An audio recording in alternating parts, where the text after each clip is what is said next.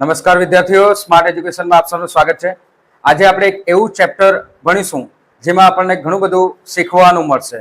શું તમે કદી વિચાર્યું છે કે તમને એવા વિચાર આવતા હોય કે મારી સાથે જ કેમ આવું થાય, કે કોઈ એક ઘટના બને જે પરિણામ મળે છે એનું, તો એ પરિણામના કારણો કયા કયા હોય છે, તો એના માટે આપણે સાયન્ટિફિક રીતે કે વિજ્ઞાનની રીતે વિચારવું પડશે. તો આ ચેપ્ટરમાં આપણે એ જ શીખીશું કે કેવી રીતે આપણે સાયન્ટિફિકલી વિચારી શકીએ. તો ચાલો જોઈએ આપણું રીડ 11, સોચો સાયન્ટિફિકલી. સોચો એટલે કે વિચારવું, સોચો એટલે વિચારવું આપણો હિન્દી વર્ડ છે, હિન્દી શબ્દ છે. અને સાયન્ટિફિકલી એટલે કે વૈજ્ઞાનિક રીતે, સાયન્ટિફિકલી એટલે વૈજ્ઞાનિક રીતે. તો આપણે સાયન્ટિફિકલી વિચારવાનું છે. તો અહીંયા એક પરિસ્થિતિ આપી હશે, એ પ્રમાણે આપણે આનું એનાલિસિસ કરવાનું છે. You have a younger brother. તમારો નાનો ભાઈ છે. He becomes upset. એ નિરાશ થઈ જાય છે. He becomes upset when he misses afternoon nap. જ્યારે તેને afternoon nap, nap નો મતલબ થાય ઊંઘ, short sleep, ટૂંકી ઊંઘ. બપોરે જ્યારે તે ટૂંકી ઊંઘ લેતો નથી ત્યારે તે નિરાશ થઈ જાય છે. You want to find out, તમારે શોધવું છે, what is different in his behavior, એના વર્તનમાં શું બદલાવ આવશે, શું તફાવત આવશે on those days, તે દિવસોમાં, કે જે દિવસે એ બપોરની ઊંઘ નથી લેતો તે દિવસે એનું બિહેવિયર કેવું હોય છે. તો એ આપણે જાણવાનું છે. Let's use the step of scientific method. તો ચાલો આપણે સાયન્ટિફિક રીતે આ સ્ટેપ જોઈએ. How you could find the answer. તો આનો જવાબ તમને કેવી રીતના મળશે કે બપોરની ઊંઘ લે છે ત્યારબાદ એનું બિહેવિયર કેવું હોય છે, સારું હોય છે, ખરાબ હોય છે, એનું પરિણામ શું આવે છે. તો આ બધી વસ્તુ આપણે સાયન્ટિફિકલી સ્ટેપ બાય સ્ટેપ શીખવાની છે કે કેવી રીતે આપણે એક લોજિકલ ઇલોજિકલ રીતે આન્સર મેળવી શકીએ. ફર્સ્ટ ઓફ ઓલ, પહેલો સ્ટેપ છે એની અંદર ask a questions. Ask a questions, પ્રશ્ન પૂછવાના છે. શું કરવાનું છે? પ્રશ્ન પૂછવાના છે. How does my little brother act differently, કે how does my little brother, કે મારો નાનો ભાઈ કેવી રીતે એક્ટ કરે છે, કેવી રીતે બિહેવ કરે છે ડિફરન્ટલી, અલગ રીતે. When he misses his afternoon nap, જ્યારે તે બપોરની ઊંઘ લેતો નથી ત્યારે. નેપને શું કહેશું? બપોરની ટૂંકી ઊંઘ, એને કહેશું આપણે નેપ. તો જ્યારે તે બપોરની ઊંઘ લેતો નથી ત્યારે તે કેવું બિહેવ કરે છે, એ આપણો ક્વેશ્ચન છે. સેકન્ડ થિંગ એ છે, gather information about the questions. Gather એટલે ભેગું કરવું. શું મતલબ થાય? હા, ભેગું કરવું. ગેધર એટલે ભેગું કરવું. ઇન્ફોર્મેશન એટલે માહિતી. અબાઉટ ધ ક્વેશ્ચન્સ, તો આ માહિતી આપણે જે પ્રશ્ન પૂછ્યો છે એના વિશેની માહિતી આપણે પહેલા તો ભેગી કરવી પડશે. Watch your brother on days when he takes a nap. તમારા ભાઈને જોવ જ્યારે તે બપોરની ઊંઘ લે છે, જ્યારે તે બપોરની ઊંઘ લે છે ત્યારે તમે એને જોવો. And on days when he misses his nap, અને જ્યારે તે બપોરની ઊંઘ મિસ કરી દે છે ત્યારે પણ જોવો કે એનું બિહેવિયર કેવું છે એને જોવો. Ask your parents or brother or sister how he act differently. તે કઈ રીતે અલગ રીતે એક્ટ કરે છે, કાર્ય કરે છે, એ તમારે જાણવાનું છે. એના માટે તમારે ભાઈ બહેન, તમારા મમ્મી પપ્પા, એમને પણ પૂછી શકો કે આજે કેવું બિહેવ કર્યું. Third, form hypothesis. Form a hypothesis. Hypothesis એટલે તાર્કિક ધારણા. તાર્કિક ધારણા કરવી, કે આપણે ધારણા કરવાની છે કે my little brother has less patient. Patient એટલે ધીરજ. શું આવે? ધીરજ, અધીરાઈ. કે my little brother has less patient, કે એની ધીરજ ઓછી થઈ જાય છે. In the evening, on the days, એ સાંજે, ઓન ધ ડેઝ, તે દિવસોમાં, he misses his nap, that on days he take a nap. જે દિવસે એણે ઊંઘ લીધી હોય તે દિવસ કરતા જે દિવસે એણે ઊંઘ ન લીધી હોય, બપોરની ઊંઘ, નેપ ન લીધી હોય, તે દિવસે એની ધીરજ એ ઓછી થઈ જાય છે. પેશન્સ, એની અંદરની જે પેશન્સ છે એ ઓછું થઈ જાય છે અને અધીરાઈ આવી જાય છે, એ બિહેવ ડિફરન્ટલી કરે છે, બરાબર, તરત જ નાની વાતમાં એ ચીડાઈ જાય છે, તો એવી વસ્તુ બની શકે. તો આપણે એ આ હાઇપોથિસિસ ફોર્મ કર્યું કે આવું થાય છે કે નથી થતું. આ તો આપણે ધાર્યું, હવે આવું થાય છે કે નથી થતું એ આપણે જોવાનું છે. Test your hypothesis. Test your hypothesis. જેમ કે આપણે હાઇપોથિસિસ લીધો કે જે દિવસે ઊંઘ લે છે તે દિવસે સારું બિહેવ કરે છે, અને જે દિવસે ઊંઘ નથી લેતો તે દિવસે અલગથી એનામાં પેશન્ટ નથી રહેતી, અલગ બિહેવ કરે છે. તો એ આપણે હાઇપોથિસિસ ક્રિએટ કર્યું. આવા હાઇપોથિસિસ આપણે ઘણા વ્યક્તિઓ માટે ક્રિએટ કરતા હોય છે, પરંતુ આપણે એના માટે સાયન્ટિફિકલી વિચારવું પડશે. આપણે પોતાના માટે પણ આ વિચારી શકીએ છીએ કે ક્યારે મને વાંચવાનું ગમે છે અને ક્યારે મને વાંચવાનું ગમતું નથી. તો આ તમારું એક હાઇપોથિસિસ તમે ક્રિએટ કર્યું છે. એના વિશે તમે હાઇપોથિસિસ ક્રિએટ કરો કે ક્યારે વાંચવાનું ગમે તમને, કે સવારે કે બપોરે ઊંઘ ન લીધી હોય, બપોરે ઊંઘ લીધી હોય ત્યારે તમને વાંચવાનું ગમે, બપોરે ઊંઘ ન લીધી હોય ત્યારે વાંચવાનું ગમે. તો આ હાઇપોથિસિસ છે. તમે એક ધારણા કરી કે જો મેં બપોરે ઊંઘી જાઉં તો મને વાંચવાનું ગમે, બપોરે ન ઊંઘું તો વાંચવાનું ન ગમે. તો આ એક હાઇપોથિસિસ છે, બરાબર. એવા અલગ અલગ હાઇપોથિસિસ તમે ઉપયોગ કરી શકો તમારા પોતાની સ્ટડી માટે. ચાલો, તો આપણે હાઇપોથિસિસ લીધું હતું, એને આપણે ટેસ્ટ કરવાનું છે, એને ચેક કરવાનું છે. પરહેપ યુ હેવ નોટિસ, કે કદાચ તમે નોટિસ કર્યું હશે that on some days evening, તો કોઈ દિવસે સાંજે your little brother will work for a long time putting the pieces of the puzzle together. તમે કદાચ નોટિસ કર્યું કે એક પઝલ છે ને રમવા માટે આપી હોય તો એ પઝલ્સ માટે એ ઘણી વાર લગાડતો નથી.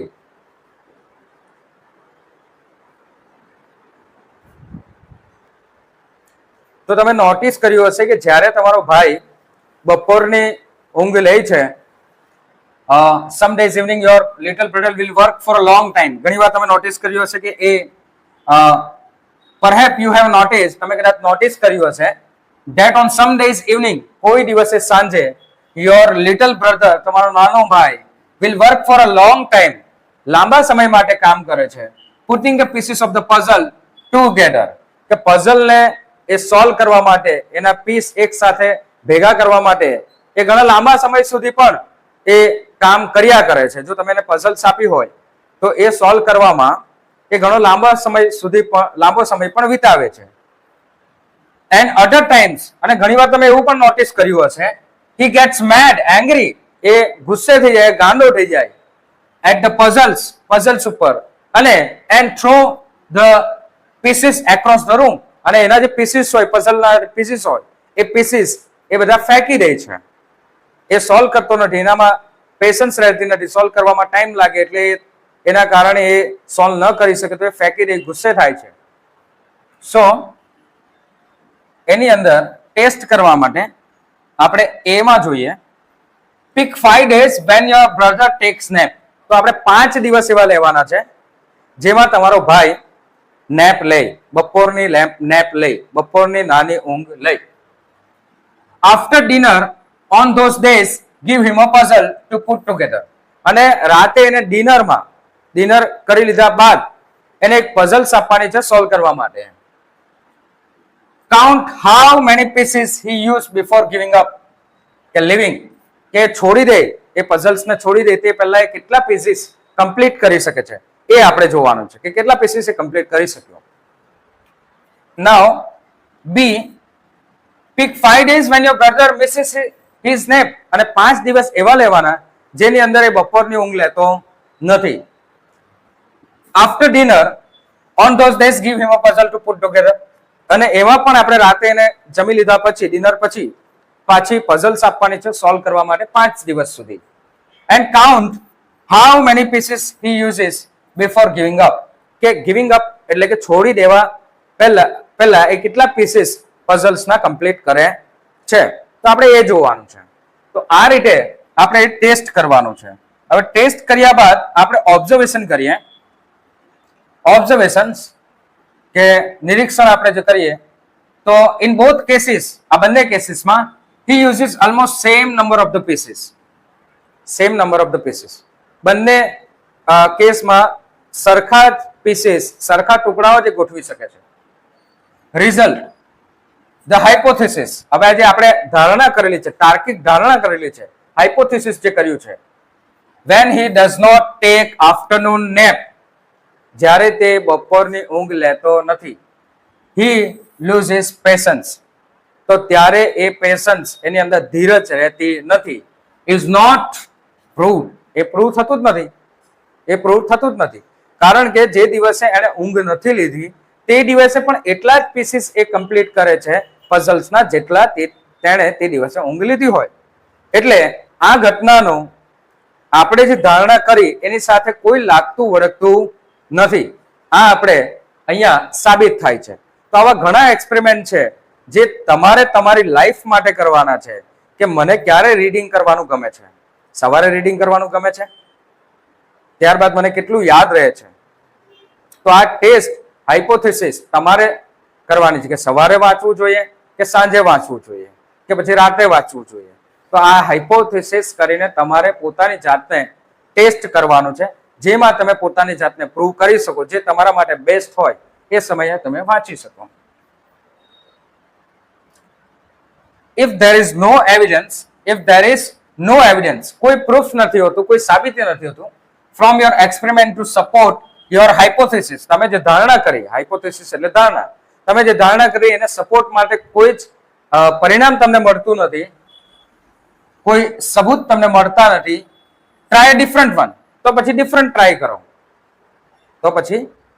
ટ્રાય કરો, બીજી કોઈ વસ્તુ ટ્રાય કરો.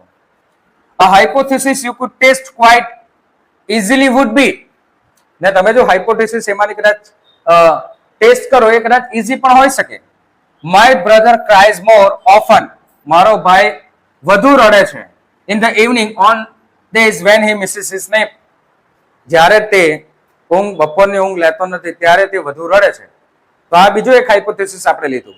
હવે એને ચેક કરવા માટે આપણે આપણા ફેમિલી મેમ્બર, ઘરે પેરેન્ટ્સ હોય, ભાઈ બહેન હોય, તો એને પૂછી શકીએ કે આજે કેટલી વાર રડ્યો, કેટલા મિનિટ રડ્યો, કેટલી વખત સુધી રડ્યો. તો આપણે એની ઇન્ટેન્સિટી જોઈ શકીએ છીએ કે ભાઈ બપોરે ઊંઘ ન લે ત્યારે વધુ રડતો છે કે નથી રડતો. તો આ પ્રકારે આપણે ટેસ્ટ કરી શકીએ છીએ. એના માટે પણ આપણે અહીંયા આવી રીતે બે વસ્તુ ચેક કરવી પડશે. pick 5 days when your brother takes nap, પાછા 5 દિવસ આપણે લેવાના છે. count the numbers of time he cries between 6 pm to 8 pm, 6 થી 8 વાગ્યાના અંતરની અંદર, સમયગાળાની અંદર, સમયગાળાની અંદર સાંજે 6 વાગ્યાથી લઈને સાંજે 8 વાગ્યા સુધીમાં તમારો ભાઈ કેટલી વાર રડે છે જ્યારે તેણે ઊંઘ લીધી હોય. when your brother take nap, જ્યારે ઊંઘ લીધી હોય. and pick 5 days when your brother misses his nap, 5 દિવસ એવા લેવાના છે જ્યારે તે પોતાની ઊંઘ લેતો નથી. count the numbers of time he cries between 6 and 8 pm, તો એમાં પણ આપણે 6 થી 8 વાગ્યાના સમયગાળાની અંદર એ કેટલી વાર રડે છે એ આપણે ચેક કરવાનું છે. હવે એક્ઝામાઇન ચેક કરવાનું છે. એક્ઝામાઇન કરો, એક્ઝામાઇન યોર રિઝલ્ટ. આના વિશે તમે તમારા રિઝલ્ટ નું ચેક કરો. does your brother really seems to cry more in the evening on days when he misses his nap, જ્યારે તે પોતાની ઊંઘ લેતો નથી, બપોરની ઊંઘ, ત્યારે શું તે વધારે રડે છે કે નથી રડતો?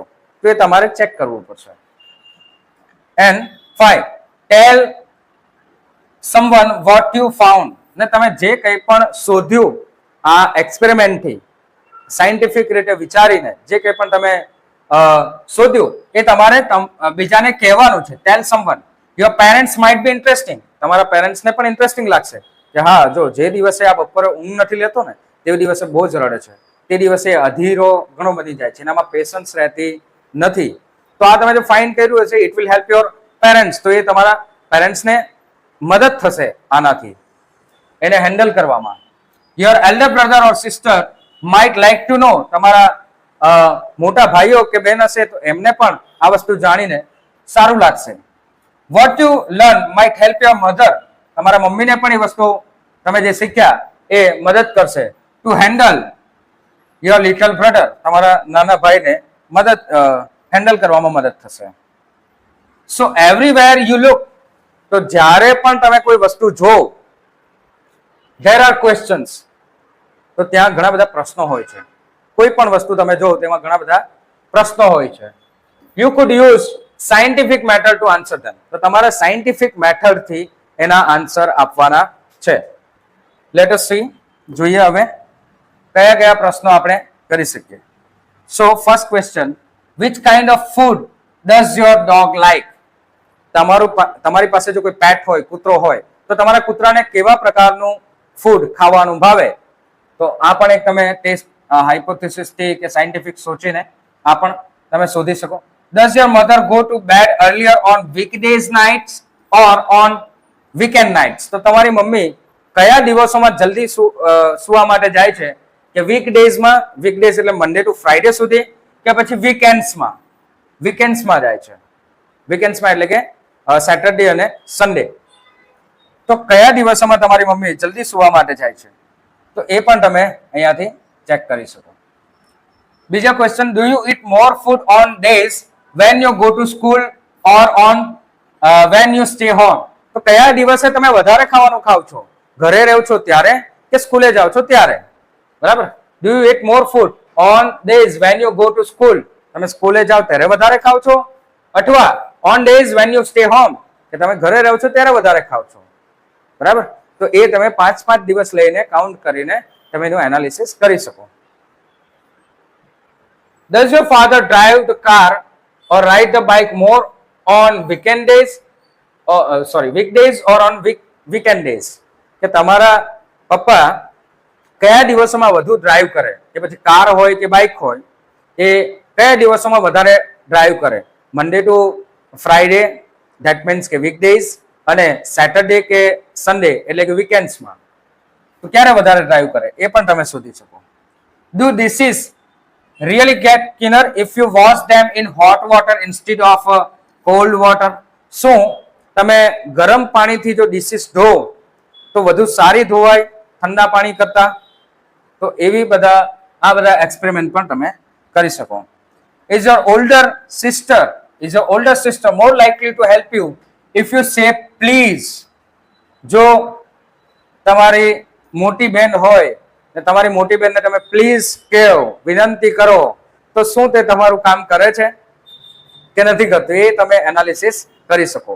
તો ઘણા બધા આવા પ્રશ્ન હશે તમને પણ, તો એ પ્રશ્ન પણ તમે કમેન્ટ કરી શકો છો અને એના વિશે પોતાનું એક એનાલિસિસ કરી શકો છો. બીજા કોઈ તમારા ફ્રેન્ડને પણ તમારું એનાલિસિસ કરવા માટે કે સાયન્ટિફિક વિચારવા માટે તમે એમને કહી શકો છો. બરાબર. There are thousands of questions. આવા હજારો પ્રશ્નો હોઈ શકે. You can ask, તમે પૂછી શકો, and answer, એના જવાબો મેળવી શકો. You might learn some surprising things. તમે કદાચ એકદમ આશ્ચર્ય તમને થાય એવી વસ્તુઓ તમે આનાથી શીખી શકો છો. You might learn something your parents or teacher didn't know. કે તમે એવી વસ્તુ શીખી શકો જે તમારા પેરેન્ટ્સ કે ટીચર પણ જાણતા ના હોય. You might even learn something no one else ever knew. કે કોઈ પણ જાણતું ન હોય એવી વસ્તુ પણ તમે આનાથી શોધી શકો છો. That's what makes science exciting. ને આ જ વસ્તુ સાયન્સને એક્સાઇટિંગ કરે છે, વધુ રસપ્રદ બનાવે છે. All kinds of new discoveries, નવા પ્રકારની બધી જ ડિસ્કવરી can be made. આવા વિચારવાથી બની શકે છે. All you have to do is to ask the right question and know how to answer it. માત્ર એટલું જ કરવાનું છે કે આપણે પ્રશ્ન પૂછવાના છે, સાચો પ્રશ્ન પૂછવાનો છે, અને એ સાચો પ્રશ્નનો સાચો જવાબ આપણે મેળવવાનો છે. જો આ તમે જાણી જાઓ તો તમે ઘણું બધું એચિવમેન્ટ કરી શકો છો તમારા લાઈફની અંદર. બરાબર. તો ઓલવેઝ થિંક સાયન્ટિફિકલી, હંમેશા થોડું વૈજ્ઞાનિક રીતે વિચારો અને એમાં હાઇપોથેસિસ અને ગેધર ઇન્ફોર્મેશન કરીને તમે એને પ્રૂવ કરી શકો કે કઈ વસ્તુ પોસિબલ છે, એના રીઝન્સ કયા છે, કયા એના રીઝન્સ 100% છે. તો આવા ઘણા બધા જવાબો તમને મળશે ને એનાથી તમને ઘણું બધું શીખવાનું મળશે. તો અહીંયા આપણું આ ચેપ્ટર રીડ કમ્પ્લીટ થાય છે. નેક્સ્ટ રીડમાં પાછા મળીશું. ત્યાં સુધી લાઈક કરો, શેર કરો, સબસ્ક્રાઇબ કરતા રહો. આભાર. Thank you.